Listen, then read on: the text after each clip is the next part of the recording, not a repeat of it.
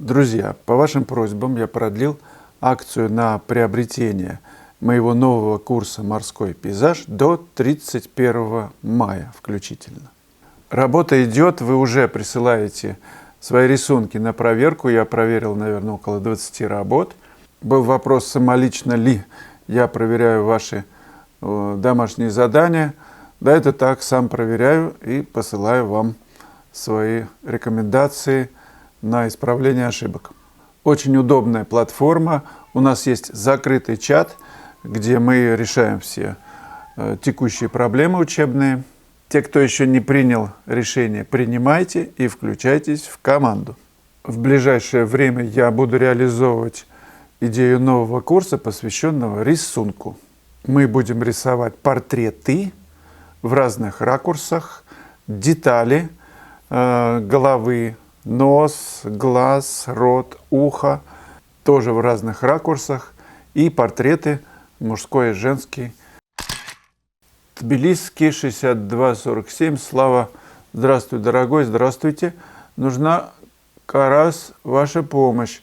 В картинах, по-моему, у Бато есть такая блондинка, белокурая, нагая, сидит на берегу в бело-солнечной атмосфере. Со спины, по-моему, да? Так, пожалуйста, подскажи, какие цвета там использованы на берегу и по коже девчонки. Как будто весь свет вместе с ней сверкает, мерцая, красота. Одна, буду ждать эфира. Вы знаете, главное, на чем нужно сосредоточиться, на нежных, холодных и на нежных, теплых цветах. Теплых это, тепло-холодных, да? Но для теплоты используйте там охр-красную или кадмий красный светлый, немножко можно оранжевый, плюс холодную краску, естественно, с белилами. Холодный ультрамарин или королевскую голубую. Холодные места, тоже королевская голубая или ультрамарин, плюс в зависимости от того, что вы видите в природе. Это может быть и зеленое, кстати, может быть чуть-чуть ФЦ, чуть-чуть. Может быть та же охра-красная. Но на нюансах тепло-холодных тональных отношений будет строиться вот этот конфликт тепло-холодности. И все будет сверкать. Попробуйте. Это касается не только, кстати, изображения фигуры человека, но и в пейзаже. Тепло-холодность очень важна. Все нужно разбить на эти составные, если есть возможность, если в природе это есть. Файродис, расскажите, пожалуйста, почему вы не брали кисти не один год? Было дело, да. Это важно для меня.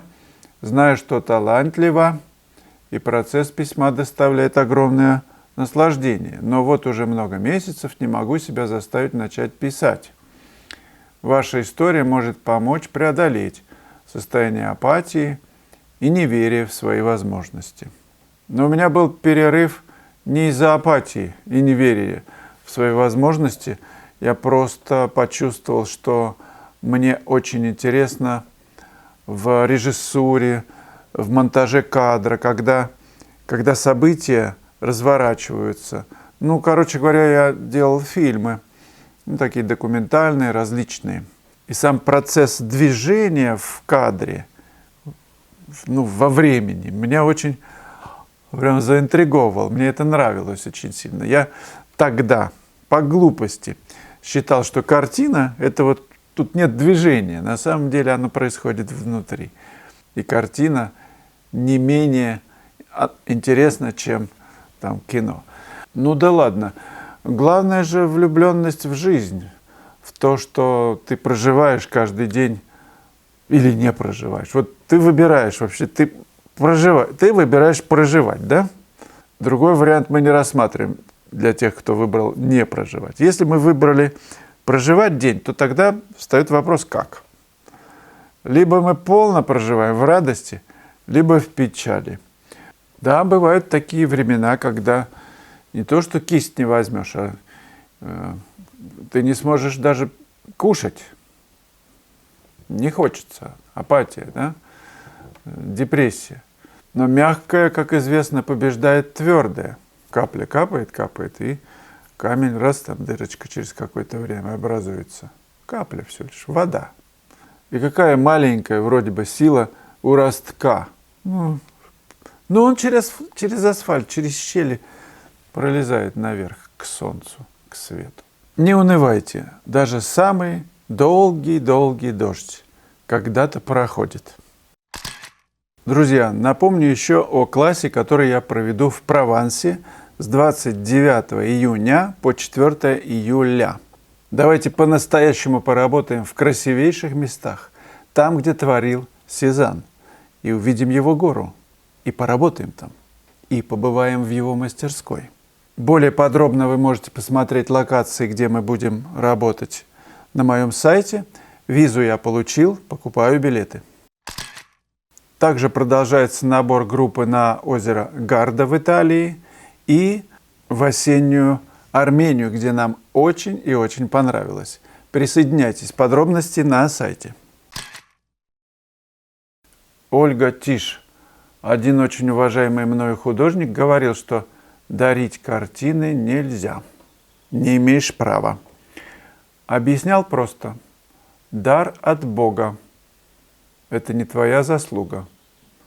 Продавать хоть за тарелку супа и развивать свой дар дальше. Птички за окном поют. А у соловья тоже дар от Бога. Он просто поет.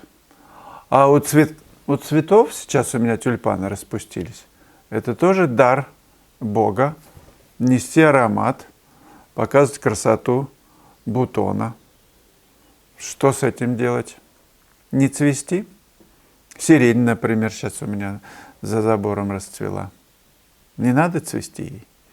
Если ведром воды польешь меня, сирень говорит, буду цвести. Если нет, тогда нет.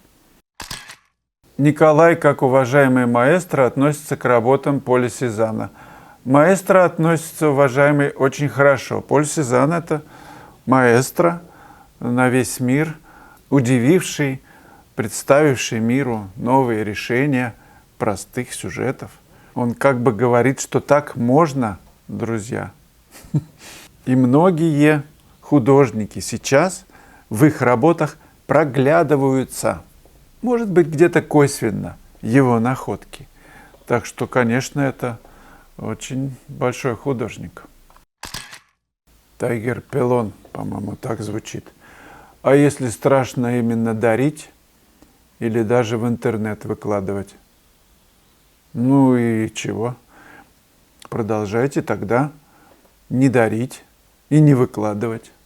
Продолжайте совершенствоваться, пока не почувствуете, что сейчас могу показать, выложить в интернет. Могу. Чувствую, что пришло время, что эту работу можно показать. До появления этого чувства набирайтесь мастерства.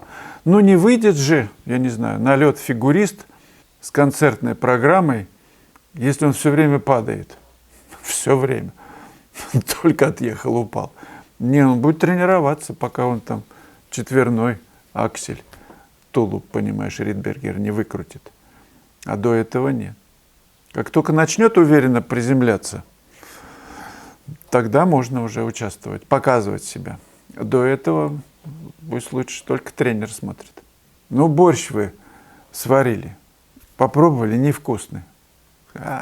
Давай, ничего, сойдет. У меня, кстати, двоюродные братья, Женя и Вова. Я когда был мальчиком, они немножко постарше меня, ну, года на 2. И, значит, я как-то очень редко, это один из каких-то совершенно немногих случаев, когда я был приглашен за стол, и меня тоже со всеми решили накормить обедом. И Вова спросил у мамы: мама, а какие грибочки из подвала принести? Те, которые для гостей, или те, которые мы едим? И я спросил у Вовы: а что значит мы едим и для гостей? Он ответил потихонечку, пока мама не слышит: ну, для гостей мы закрываем в банке, купорим с червями, червивые грибы, а сами едим такие хорошие. В общем, он сдал маму с ее секретом, поэтому я предлагаю не выкладывать в интернет червивые грибы на показ. Пусть лучше будут хорошие. Не забудьте, друзья, отметиться в журнале крестиком, если вы неграмотны, или сердечком, если вы любите то, что здесь происходит на моем канале. Но он требует поддержки. Немножечко нужно взбивать тесто иногда, чтобы оно настоялось хорошо. Пирожки будут вкуснее.